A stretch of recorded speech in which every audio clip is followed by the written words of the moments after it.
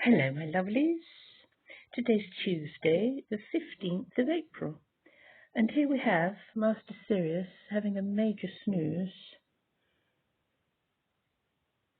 and he'd like to share some messages with you today of a galactic sort. So the cards have been shuffled, and we'll cut them into three.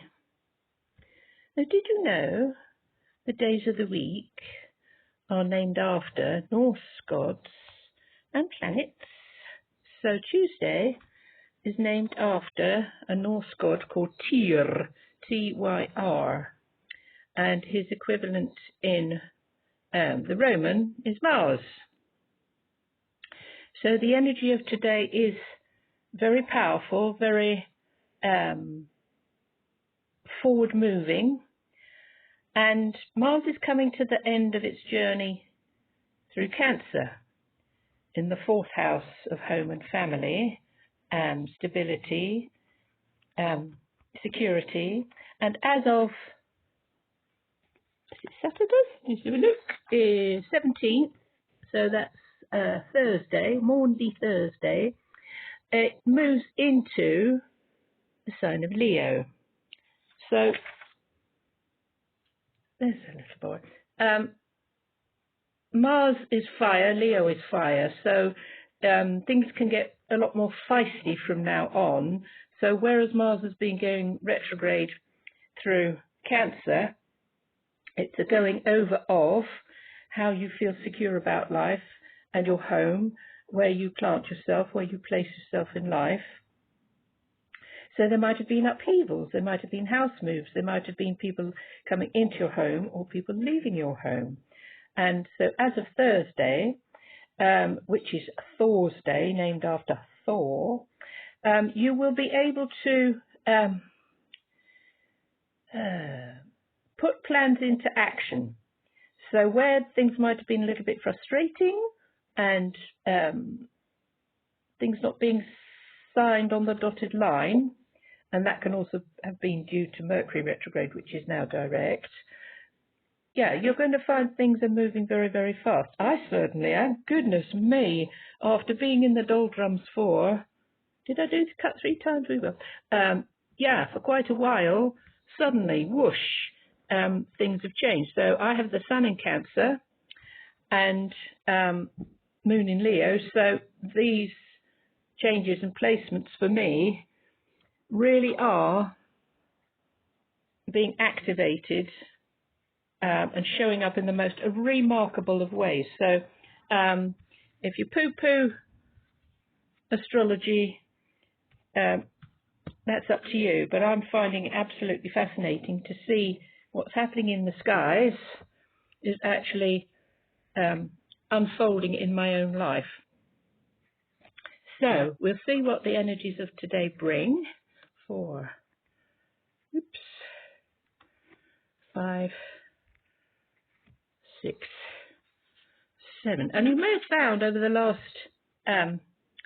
month or so, 6 weeks, that you've been knocking on certain doors and they might have opened a tad, but you may find also that a lot of them are closed to you. They've even been padlocked and barricaded. And please do not go knocking on doors that have been padlocked and barricaded, because they will not open to you again. You'll be wasting an awful lot of energy if you try to do that. So doors closed on me, quite a few, and it was a stepping stone. And I'm very happy that the things that occurred when those doors were open, and I'm very happy that those doors were closed, because other opportunities came up. Immediately, I acknowledged the closing of them. I said, thank you for the lessons, time to move on. So we'll see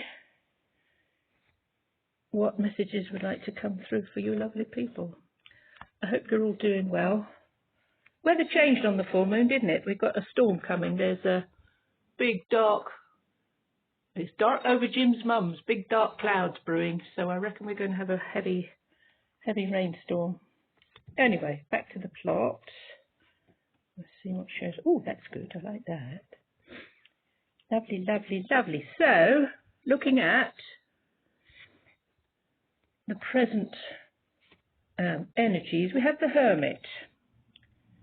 So, the energy of this is Saturn, which is the Roman, and Chronos, which is the Greek.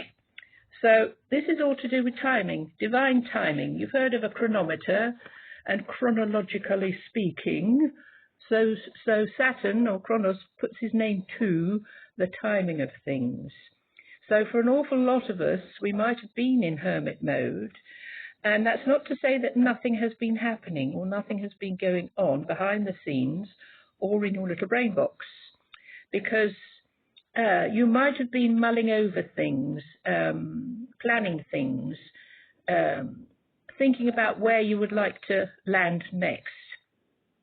And as of today and into Thursday, as the energy changes, you'll be able to disrobe, meaning take off this shroud, as it looks here, and move on.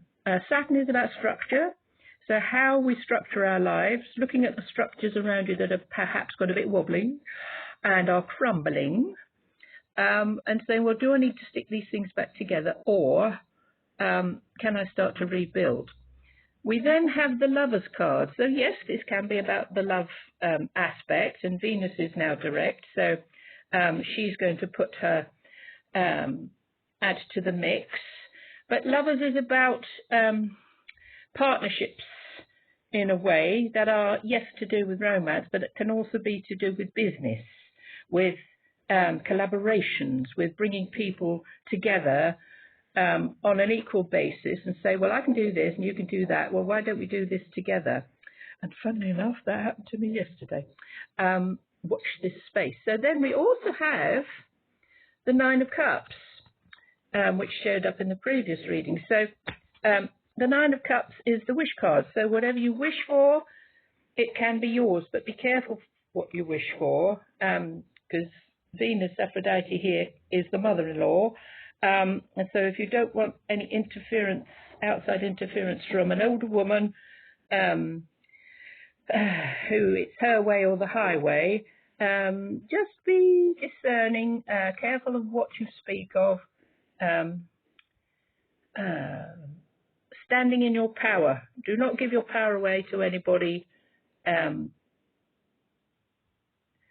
Looking at how sometimes people can use their apparent status to overpower and overwhelm you. Looking in the past, we have Page of Cups.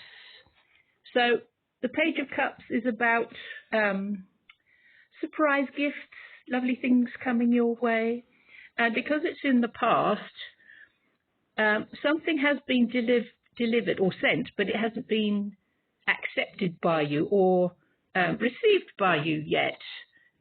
This is Narcissus, and in the positive energy of Narcissus, this is self-love, self-reflection, looking at how absolutely gorgeous you are, how clever you are, how talented and skillful you are.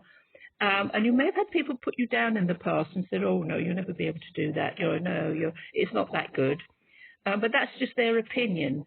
So ignore it. Ignore what other people say about your talents and abilities.